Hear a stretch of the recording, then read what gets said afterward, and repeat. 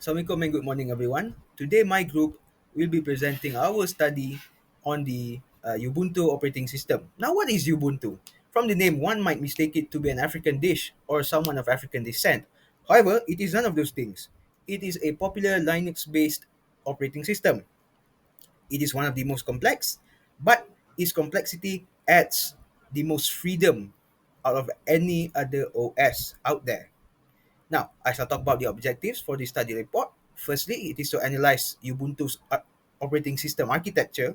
Second is to evaluate Ubuntu's resource management, scheduling, security systems, and its interactions with hardware.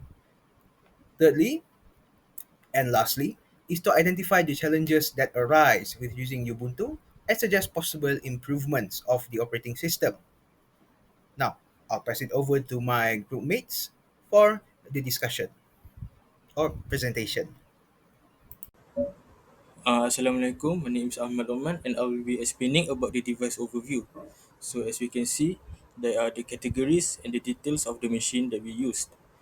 We are using the HP Victus 15.6 inches which is running on the Windows 11 home operating system.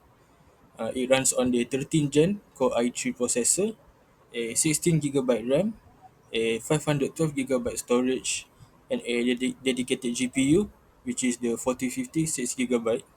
For network, it uses the Wi-Fi 6 wireless LAN adapter, and for the peripherals is the basic, which are the HDMI port, the USB port, the Type C port, an Ethernet port, a headset, and microphone combo audio jack.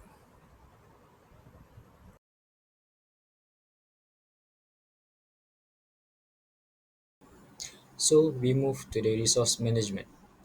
For the CPU, Ubuntu use the Linux kernel CPU scheduler known as CFS, completely fair scheduler, which fairly distributes CPU time among tasks.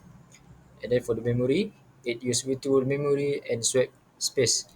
We instead top and hashtag tools help monitor memory usage. For the input output, Ubuntu manage input output resources using various kernel level schedulers such as MQ deadline, BFQ, Kyber, and none. Each optimized for different storage devices and workloads.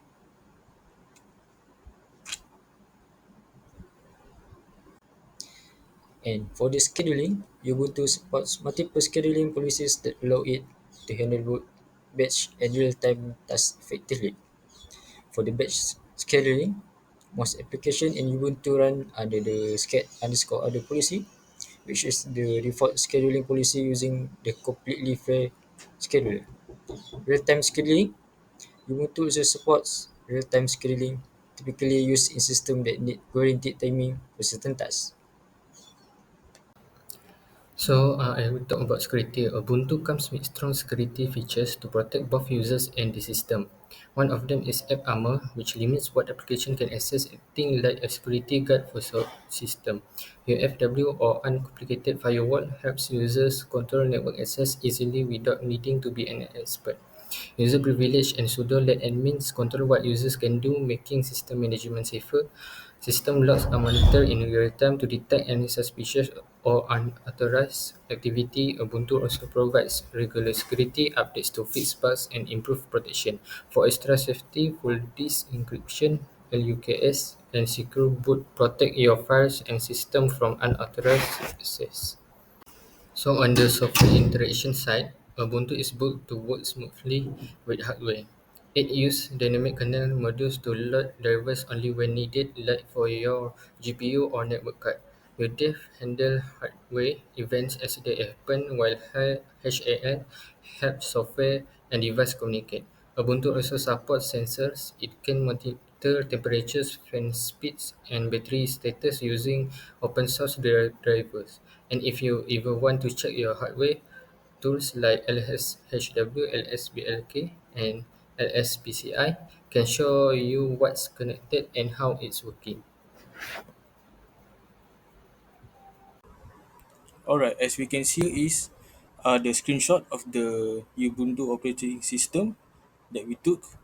As we can see, there is the genome interface, the system monitor, the system terminal, and the privacy and security menu app settings. So, First, system performance and resource usage can sometimes be a concern. While Ubuntu is generally efficient, certain hardware configuration or heavy multitasking may lead to slowdowns or high memory consumption. This can especially affect users running demanding applications or using all the computers. Next, we have package management and installer fail errors. Although Ubuntu's package management system is robust, users occasionally encounter issues during software installation or updates. These errors can stem from broken dependency, corrupted packages, or conflicts between software sources, making troubleshooting necessary for smooth operation. Another challenge is the restriction on customization and use. Ubuntu is known for its flexibility, but some system level customization are limited by design by they maintain stability and security. Finally, networking problems and connection issues are not common. Users might experience difficulties connecting to certain Wi-Fi networks, configuring VPNs, or resolving drivers compatibility, particularly on newer or less common hardware. So in summary, while Ubuntu offers a powerful and secure platform, users may encounter hurdles related to performance, software management, customization, and networking. Addressing these challenges is essential to further improve the Ubuntu experience for everyone. Assalamualaikum. My name is Muhammad Akif. So for my section, I will present 5.0, which is future trends and suggestion. So the first one is cloud and AI integration. So Ubuntu is rapidly evolving in cloud native and AI fields. It power major platforms like AWS, Azure, and Google Cloud. With native support for AI tools like TensorFlow, PyTorch, and OpenCV, Ubuntu is becoming the top choice for scalable, high-performance workload beyond personal computing. So the second one is Immutable OS. Ubuntu Core use traditional updates for better security, stability, and rollback support. Ideal for IoT and enterprise system. It prevents failure during updates, making it reliable for mission critical development. And the last one is enhanced gaming support.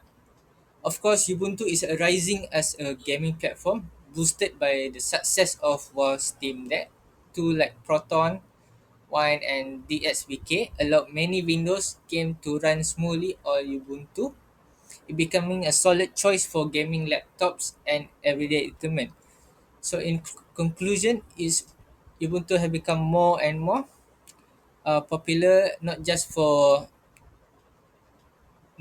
you AI development, but also for gaming user. So that's all for today.